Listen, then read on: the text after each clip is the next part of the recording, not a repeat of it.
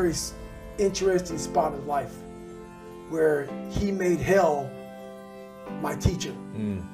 He made hell my teacher. And a lot of people don't understand that.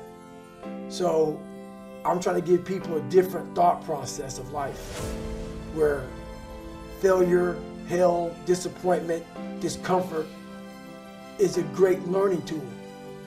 And many people don't understand that. And a lot of people won't even understand this interview when we get done with it. I believe that we're all teachers. We're all teachers.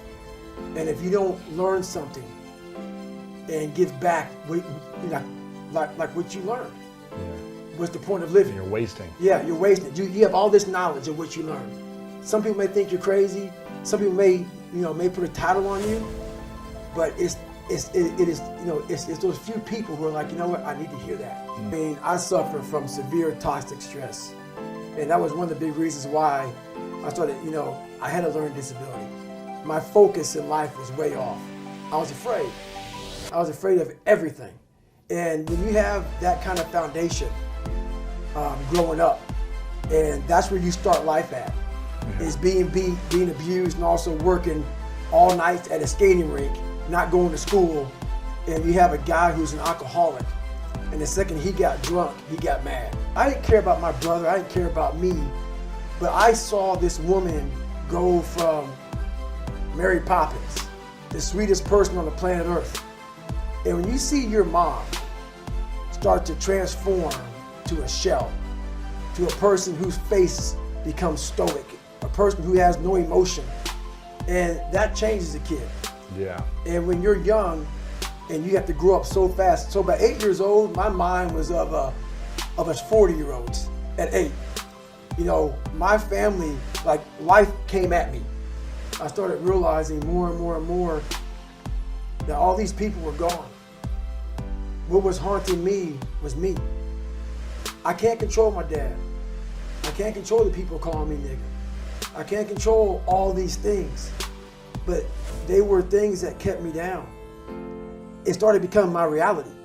My reality was what they made it out to be. And I became the most important conversation you'll ever have with your life, in your life, is when you have yourself. And my conversation was absolutely horrifying. But what I did as a young kid is I observed everybody. I wasn't really smart in the books, but I was real smart when it came to life. And I was able to sit back and watch her mistakes. I was able to see how she struggled through life and how I don't want to struggle through life. And I was able to see she never picked me up. The biggest thing she did for me, and this is the honest to God truth, and she doesn't even know she did it. When I would bust my ass, when I would fail, when I was at the bottom of the sewer, she never picked me up. She never gave me that cookie and said, hey son, it's gonna be okay. She didn't have time for that. And sometimes she gets upset when I talk about my past because it paints her out to be not the best mom. If I had any kind of mom in that kind of environment, I would have never made it. Because she forced me, for whatever reason, she forced me to, you better figure this out, or you're gonna be a statistic. And this is something that she didn't sit down and tell me. I realized this. This is the world that is in front of me. And what most people do is they see this world and they look at it as an excuse to get out of it. I started looking at it as this is the ultimate training ground for the rest of my life.